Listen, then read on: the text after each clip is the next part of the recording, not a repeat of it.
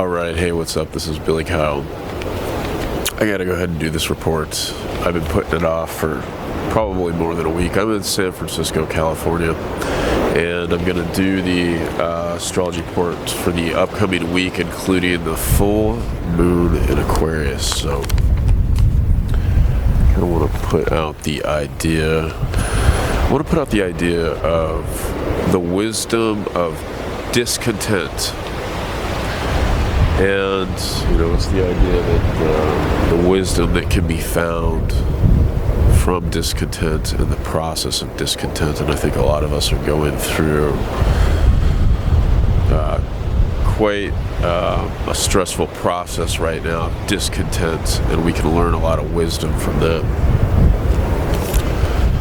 So, just jump right in. So, on the 8th, well, I want to go back to the 8th. I want to go back to the Leo new moon, which happened at 16 degrees, 14 minutes of Leo.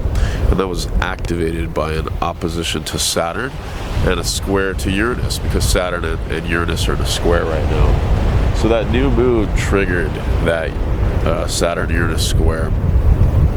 And it's been pushing us through the gauntlet, through the stress. It's been testing us to take up new challenges, figure out new solutions, and it's culminating with this full moon, which kind of starts a new pulse. And so back at this Leo new moon, it was also conjunct Mercury and Vulcan. So that's having to do with the mind. And that's having to do with very intense, great change. So you may be going through a process right now where you are feeling a lot of change, and you are being tested to remain in balance while you figure out that change. That Mercury and that Vulcan at the time of the new moon were both opposite Jupiter. So it's creating that excessive relationship, that expanded relationship with the test of going through great change and transformation. But at the same time, it's the energy of being supported and loved while moving through that. At that time, it was also Venus and Virgo opposite Neptune and Pisces. Venus has now moved on into Libra, and a lot of this energy basically kind of moves around and has to do with the energy of Leo, that Leo energy of the lower lion versus there's different levels of that leonine energy, and a lot of people may be going through the process, the dualistic process of Leo, the lower lion, which has to do with self-importance or obsession with the center. As the sun does represent the center. The sun represents the center core and power, and one of the glamours can be the self-importance, the obsession with self, and the obsession that the I, me, my, I need to get what I want, and I need to be in control. And it comes with the fear of giving up control or admitting that one is not really fully, totally in control, and that at best to admit that one is in a relationship with something that is unknown or greater beyond oneself, that one has to sort of find the balance in that relationship to get the answers that one needs.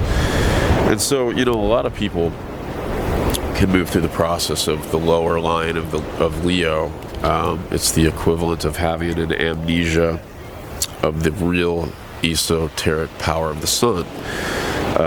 And that esoteric power of the sun is that it is the infinite rays of light that move from center and source outward and radiating and illuminating its power to all around it, or within its magnetic power or appeal. And it shares that illumination that vitality and that warmth. Oh, by the way, I'm at, this is China Beach, and I'm overlooking this beautiful ocean backdrop with these birds, and that's the Golden Gate Bridge back there. And I'll come around to more info on that in a second, but it's a pretty cool little spot. So at this new moon that we had, well, let's go back to the idea of the different levels of Leo and the Lion. So what we want to be doing is searching for that higher source of the sun, that higher source of power, that higher source of the Lion. And it is the courage and the wisdom to make the right decisions in the face of duality, and to be the best leader that one can be when taking in consideration of others and others that one works with. So Jupiter is the esoteric ruler of Aquarius, and just went back into Aquarius, creating in us an expanded capacity to hold more vitality and more solar fire. So that Jupiter moving back into Aquarius is assisting Saturn, and it's it's creating a very stressful time that people are going to have to move through between now and the end of the year until Jupiter goes back into Aquarius. And we had a couple months of a really beautiful energy when Jupiter went into Pisces. And since then, people have kind of since Jupiter has retrograded back into Aquarius, we've noticed how people have sort of pulled back in. There's kind of the fear element.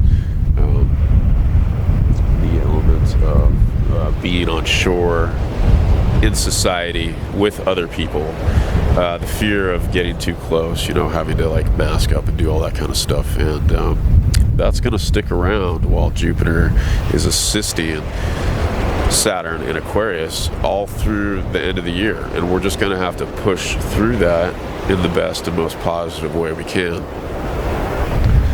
It doesn't really even matter your viewpoints, politically or otherwise, on how you look at that. It's still a test in your own way to move through it, and to move through it with that the higher aspect of the Lion as opposed to the lower aspect. The lower aspect basically just kind of wants to justify its own point of view and use it by saying that all other points of view are incorrect or wrong. And it's usually accompanied by anger, dissatisfaction, acts of violence, and so forth. And so that's what we want to move away from, and try to acknowledge other points of view and try to find what the core principle is in other points of view, in order to create a synthesis and resolution and a more expanded view. And I'm going to get more into that expanded view in a little bit. We talk about the Mayan 13-day period of Vulture, which we're in. Today is the 9th day of that 13-day period. So on the 19th, the sun in Leo, this was yesterday, was opposite Jupiter in Aquarius. And so it's that powerful source, that powerful center, sun energy, opposite the massive Jupiter in Aquarius. I wanted to touch on the idea that when Jupiter is in Aquarius, or even outside of that, the magnetic field of Jupiter is so expansive. It's actually even bigger than the sun, and its tail goes all the way to the orbit of Saturn. So it actually has quite significant influence on Saturn. And that's what's happening now that Jupiter's back in Aquarius. It's very much so assisting Saturn, and that's why we have, we feel a lot of restriction. It's expanded restriction. Does that make sense? That's kind of a contradiction. Expanded restrictiveness, and we're feeling that it's that restrictiveness is expanding into more and more areas. It's kind of like seeping into more and more remote areas. It has to do with a little bit with the law and order and structure and crystallization of new structures, and that's kind of what we're going through. So Jupiter's assisting creating those new structures, and we're really feeling the restriction from it, and it can actually kind of feel like a suffocation or a lack of air in that sense. So there's that duality of those two planets that seem very different in the sign of Aquarius. One is very restrictive, one is very expansive. So we're feeling the tension, the pull back and forth of those kind of energies. So on the 19th, with the Sun in Leo opposite Jupiter in Aquarius, it was the same day that Uranus stationed retrograde. This was yesterday. So Uranus is stationing retrograde in Taurus. Time to do some review around, with Taurus is waking up the consciousness of the body. Taurusness is waking up the consciousness of art, form, proportion. And now it's time to go back and review. And it's, with Venus recently moving into Libra, it's definitely a beautiful time to review, go back into reviewing like art, music, things of that nature that you can put your focus and your attention and your time into.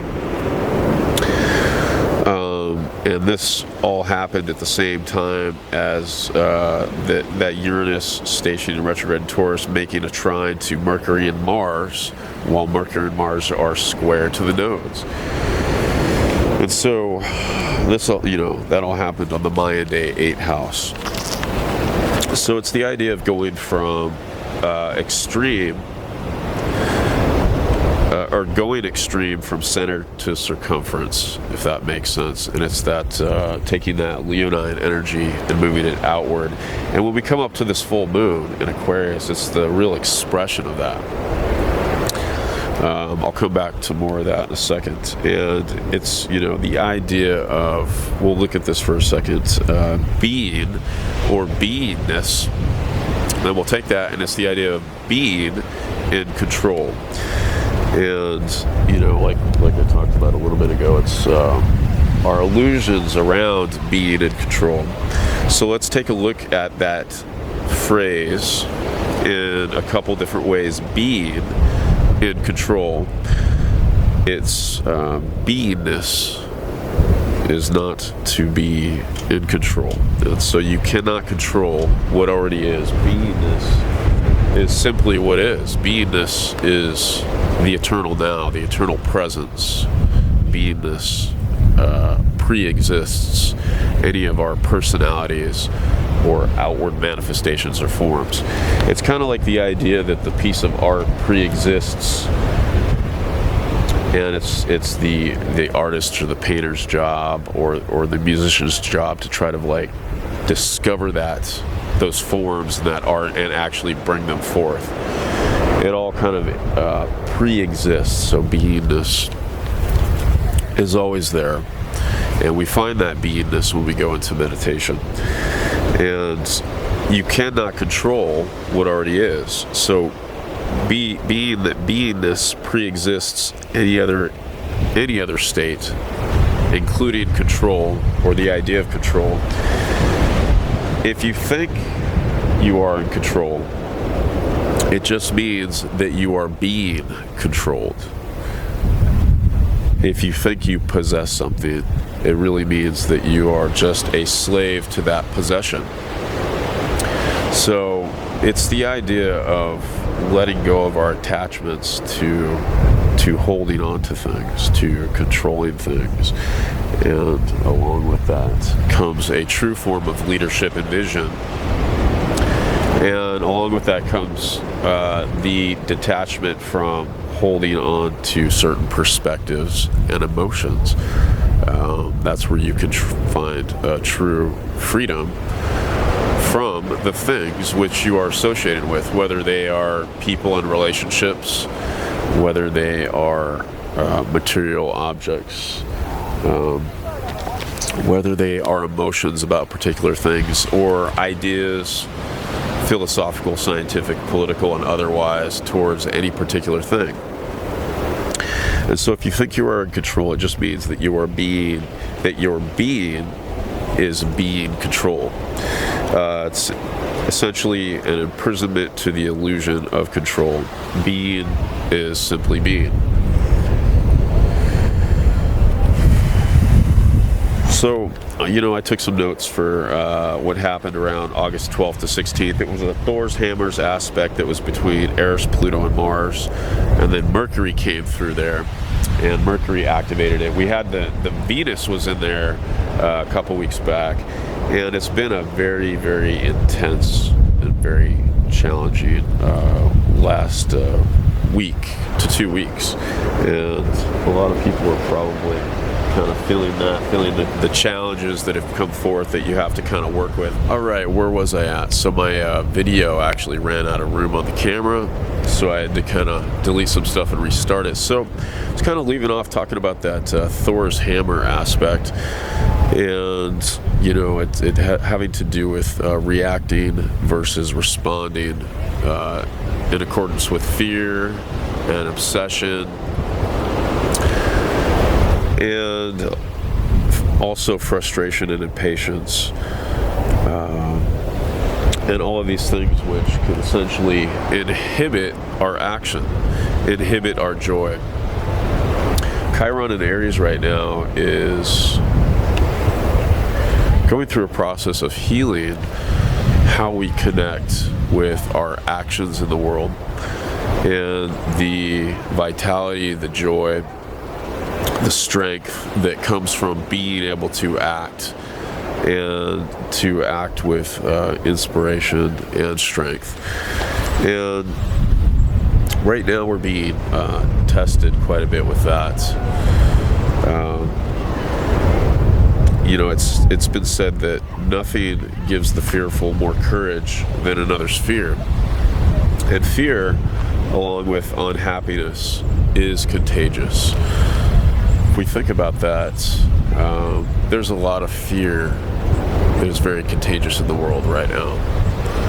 There's a lot of unhappiness that is moving around in the world right now that people are sharing with other people. And a lot of times, we may look at the world and see that more unhappiness is being shared than joy. And that's not actually totally true at all. But the key aspect here is to, while going through these energies, these times, is to not get stuck in those lower energies. Don't, in a sense, spread ideas of fear. Instead, and this is very challenging because people are very sensitive to a lot of topics around what's going on in the world right now, but the key is to focus on what you want, not what you don't want. Focus on the love, the joy, and put that out with every word and every action and every gesture and every thought. Whatever you do on your every prayer, your every meditation, every exchange when you're buying the groceries with the cashier and all that stuff, or somebody that you pass on the streets. The key is to be in that meditative place, and to kind of like shine that outwardly from source, as opposed to looking out into a world that is supposedly a world of horror and horrible things happening, and then sharing that. So we don't want to copy, emulate, repeat, and put out things that are not truly from our source. It's the idea that fear and disease are big business in today's modern industrial world. They have been for a long time. It's the buying, selling, and consuming of fear and disease And, you know, a lot of that's been tied into the industrialization of modern Western medicine, the corporations that are involved, and there's a lot of money in that system that's being made off of people who aren't able to move into an area of acknowledging themselves or enlightening themselves in the area of self-healing or ideas otherwise. So it's definitely big business, and it's the idea that many are investing or invested in fear. So the root of the word invest is to clothe in, cover, surround, giving one's capital a new form. So it's ironic if you're investing in fear, you're essentially clothing yourself in fear, or you are surrounding yourself in fear, or you clothe yourselves in the garment of fear. And that's what we don't want to be doing right now. We want to be clothing ourselves in the garments of love, of strength, of intuition. So it's with that Saturn in the, and as well as Jupiter in Aquarius, it's a huge test of mind, emotion, body, spirit, and that's kind of like one of the huge challenges of what we're going through right now. So, being out here at the ocean, it's one of the really cool things that I've been noticing today are the swimmers. There's a huge group of swimmers that have been out there, and they're like, most of them are dressed in nothing but shorts and goggles, and they're like literally just got in the ocean and swam like quite a ways out there, and swam all the way back, and they've done that like 2 or 3 times, and that water's got to be insanely cold. So it kind of reminded me a little bit of a story. My Uncle Patrick, I used to refer to him as my crazy Uncle Patrick. For a while I lived with him, and I was going to join the military, and then I decided not to, but that's another story. But in the process, I felt like I had better things to do, and I did, and I have had better things to do, but in the process of living with him, he was kind of in a mindset to put me through whatever he thought that I was going to have to kind of face when I did join the military, because he was all for me doing that. And I think it was one day there was we were outside, it was the middle of winter, and he had kind of like one of those covers over the pool, and I don't know, we were talking about something that was like, when you have a problem and you just can't figure out the resolution to it, no matter what it is. And he put forth the idea that it was as simple as diving into the pool while the cover was on it, and this was a pretty long pool, and swimming completely underwater from one end to the other.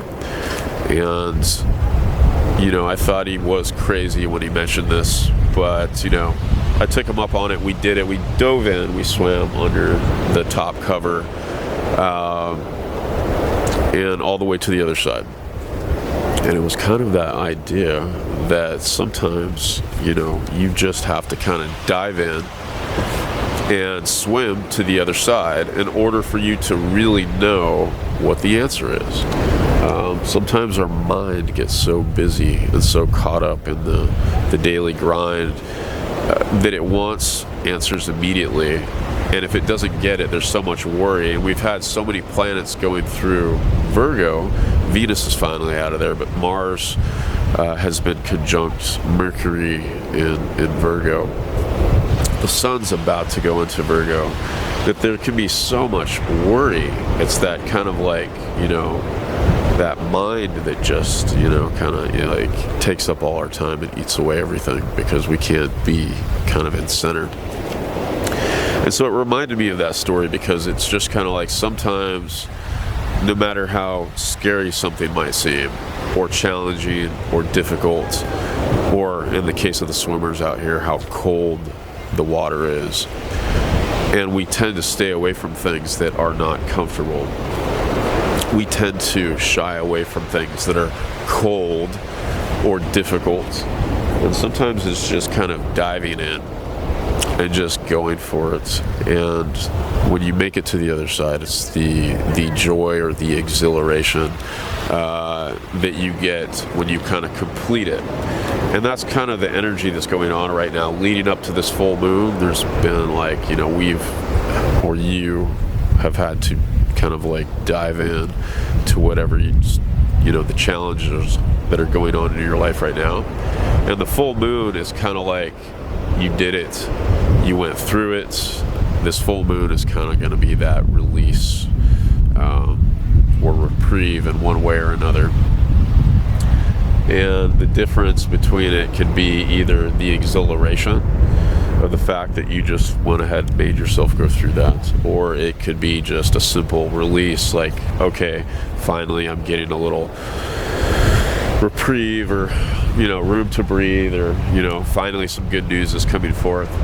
But the whole point is to pull you out of that lower lion and to pull you into source, to shock you, it's that Uranus, into a new state of being that allows you to exist in a different way than you did when your mind was running the show.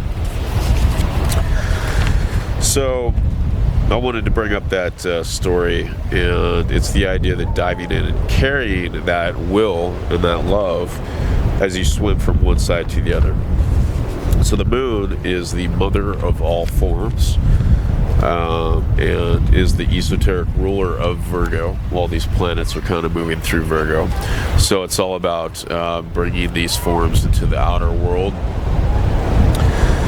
And it's associated with the fourth ray of harmony through conflict, which is another addition to why the past couple weeks and the next week can have that feeling of harmony through conflict, of struggle, of trying to find a harmony or balance through all the tension and all the difficulty.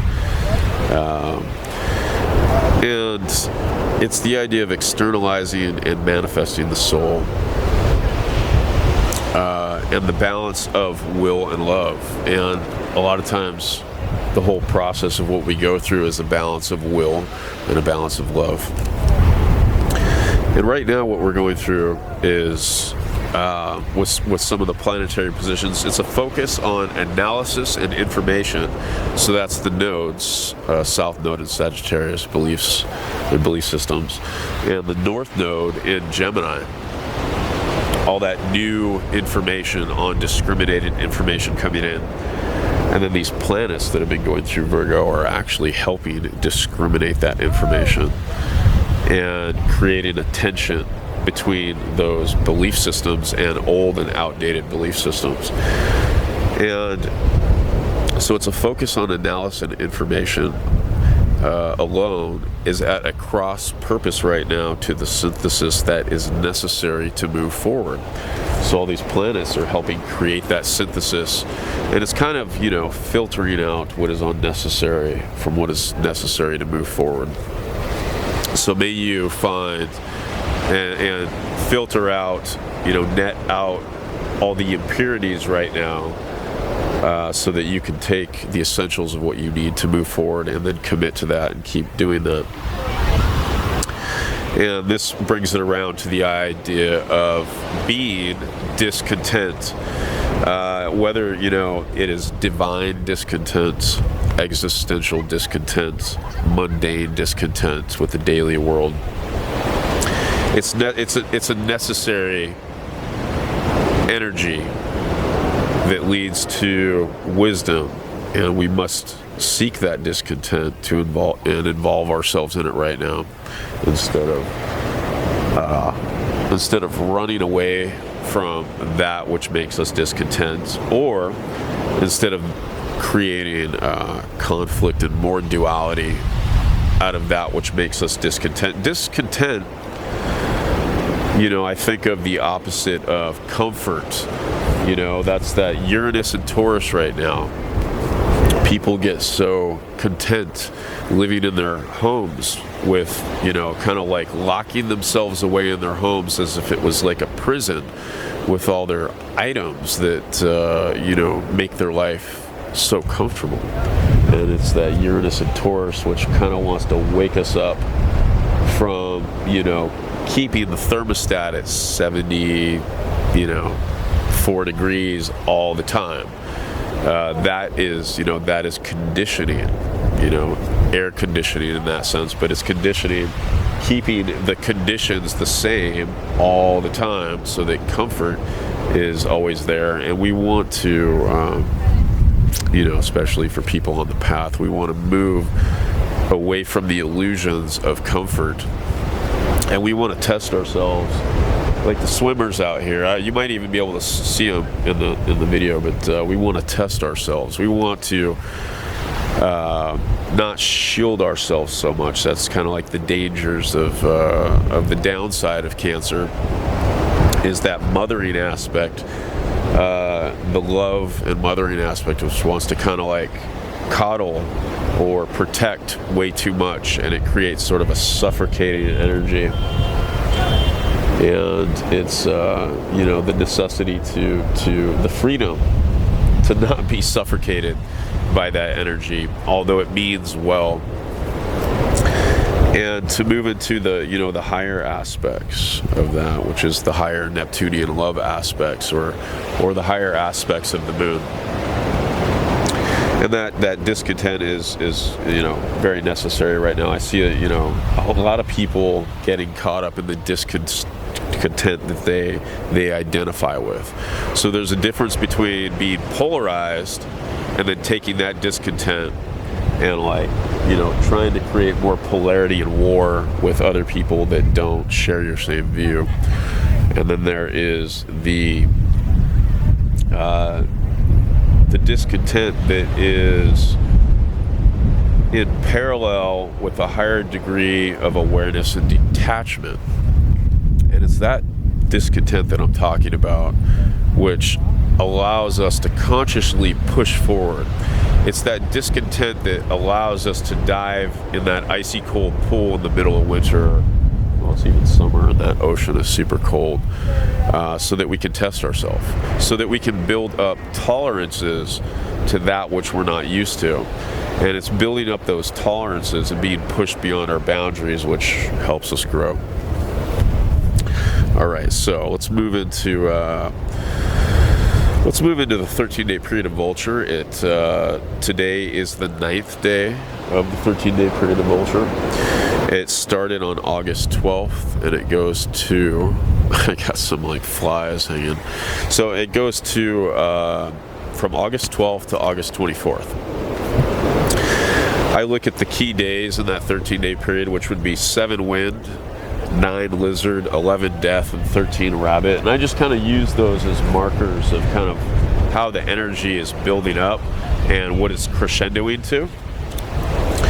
So, with 7 wind, it's that division between being nomadic and not being loyal to any particular direction. So it's kind of the whirlwind of chaos. 9 lizard kind of gives us a sense that there needs to be a sense of detachment. 13 rabbit shows us that's rabbit or star. It's a very high energy of love, and it has to do with the star to shine and distance, light from afar, detachment. And we want to relate that to the 13-day period of Vulture because it definitely has to do with detachment. And its opposite sign is death. They both represent death. In fact, Vulture is a specter of death in flight. When we think about it, vultures are scavengers. They clean the dead form and assist in transforming that form or that body and cleansing it.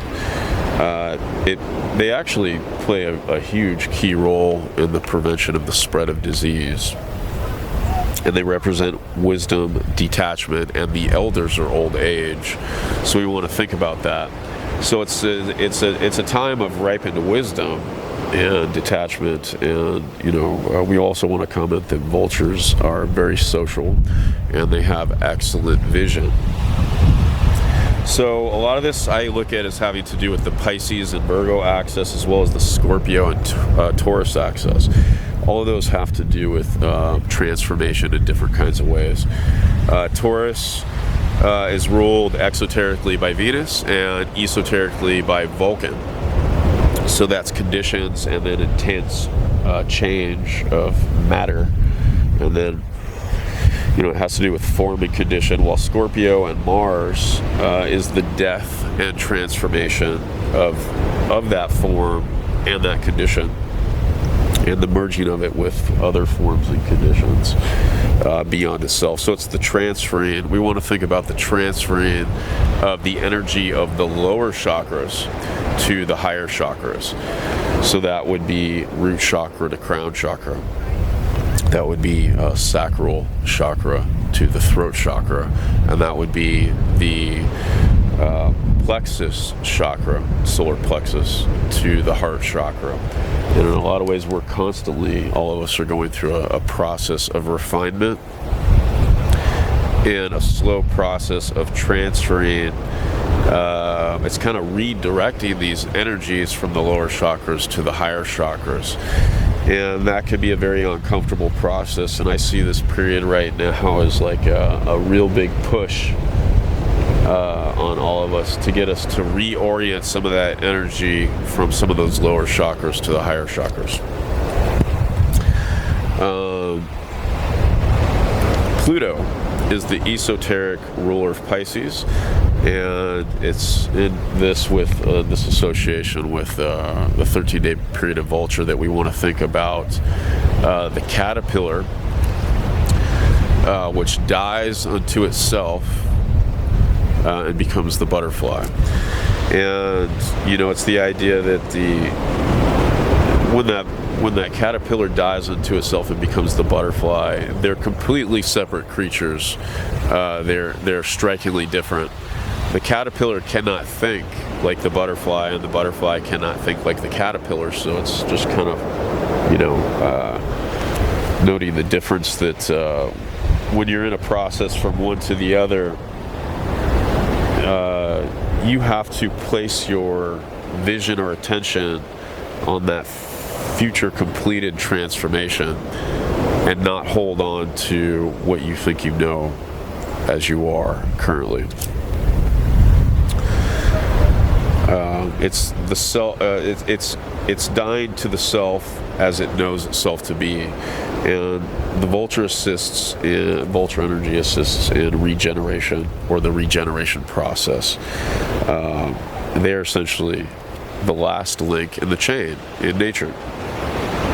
So it's a good time to confront failures and disruptions and not get hung up on those failures or disruptions, and to take a step back, be the observer, and allow things to sort of take their motion, and it'll be more of a time to act directly with more clarity soon after you've gained that clarity from taking a step back.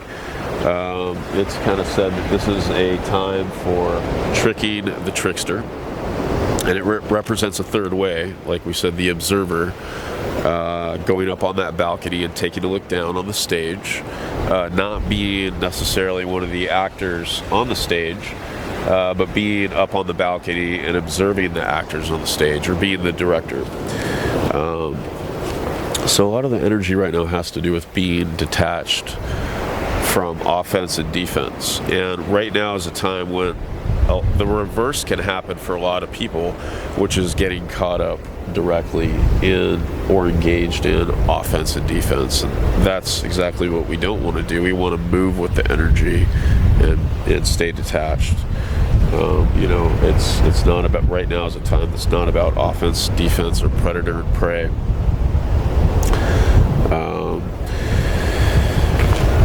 got some more information, but I'm going to move forward to the full moon, which is on August 22nd. It happens at 29 degrees, 37 minutes of Aquarius, and that'll be on a Sunday.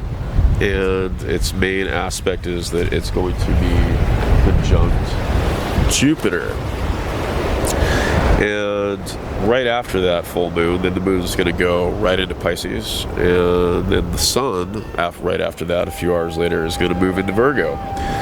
So, like I said earlier, this full moon is kind of a culmination point where it's a release point, it's an expression point, where we're going to start a little bit of a process of reprieve and let go, especially while that moon is in Pisces. It's time to kind of allow things to let go that have been stresses that you've been involved in and challenges, so that new things can come forward.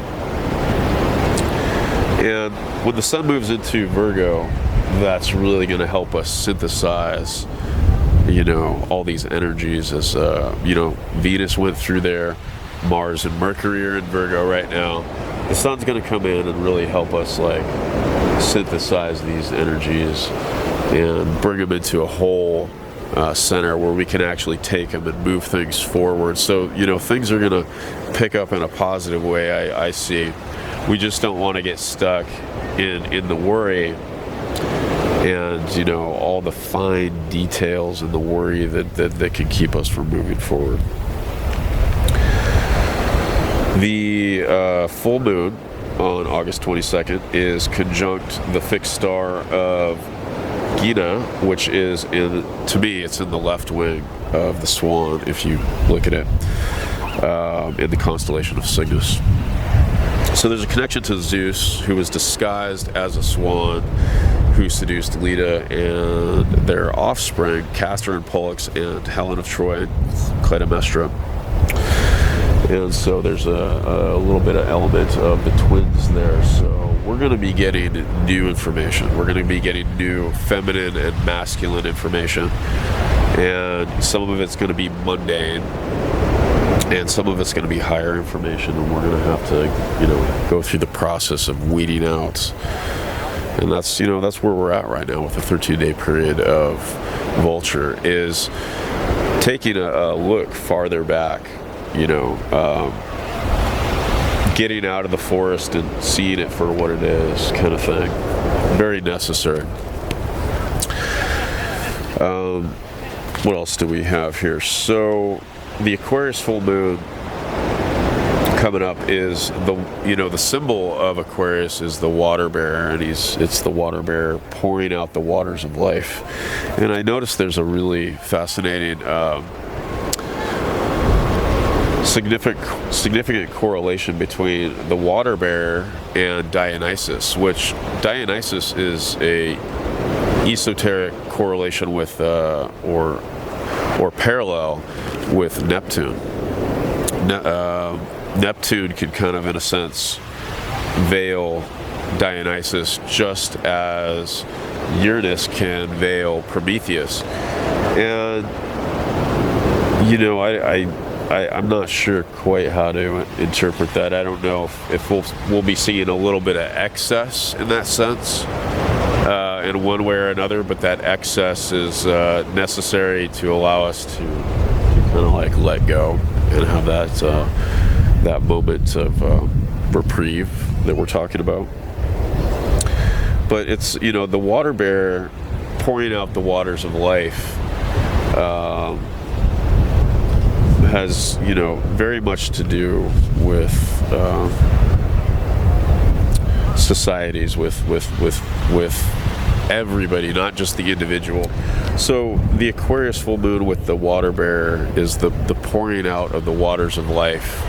And it's leading up to this 13-day period of water, which actually starts on August 25th, which will be a challenging time, but it'll also be a very healing time. And we'll talk more about that in the next report. So at the time of this full moon, Venus in Libra is trine to the South Node in Sagittarius. So there's some potentially beautiful energy there with the balancing out and the synthesis of old beliefs that we are detaching from. And because Venus is in the sign of Libra, the higher esoteric ruler of Libra is actually Uranus. So we may be coming into some sort of revelation around how we can balance out and move forward and away from old belief systems that have been keeping us back or holding us back. And then Mars in Virgo is making a trine to Uranus. So that also will, will help us take action on what to do once we get that revelation in accord with Venus. So I see some like pretty positive energy coming up with this full moon. It's a release, it's a let go, it's getting more insight into what we need to do and where we need to go, and then it's the assistance of taking action and moving forward and doing it. It's kind of like it can also have to do with the beauty of the past and appreciation of that beauty of the past and practical revelation, and how we can practically apply the revelation that we get during this period. And then there's at the time of this full moon, there's a grand kite between the nodes. That's South Node in Sagittarius and North Node in Gemini, and then Venus in Libra and Saturn in Aquarius, and it kind of makes a kite formation. So I see that as that's a lot of positive aspects. That's trines and sextiles, and that's I think we already kind of covered it between Venus and the nodes, but yeah, I don't know. Kites. Where do you want to go with that? So kites, kites are high up in the fucking air, and they get a lot of distance. Put a camera on a kite or something, or put a camera on a bird that flies really high. I mean, or like a drone or something. It's just getting a lot of that distance, and that's good. That's good. That wasn't the most eloquent interpretation of the kite formation, but I see with Venus involved, Saturn's in there too. Saturn's the stressful part, but ultimately Saturn is the ultimate spiritualizing planet. So with Venus involved in there and the nodes, it's kind of like we're shooting towards that North Node. That revelation we get with Venus being in Libra under the esoteric rulership of Uranus, and Saturn in Aquarius, helping crystallize new visionary forms of the future for the collective, and then the nodes in there, we're letting go of these old beliefs and moving towards new information. In that new information, we're synthesizing it right now, and we're learning what to let go. We're learning what kind of bullshit to let go of, and what kind of information is like really helping us move forward. So anyway, in that, much love to you all. I don't know if you can even still see the bridge in this video, but even though the sun's not out today, it's still a beautiful day, and it's kind of like no matter how far you've been pushed or how much you've been pushed, just allow yourself to keep being pushed, or make the choice to push yourself just a little bit further, and then you'll hit that sweet spot, and that revelation will come through, and it'll be easier to determine which way to go and what to do. Anyway, much love to you all.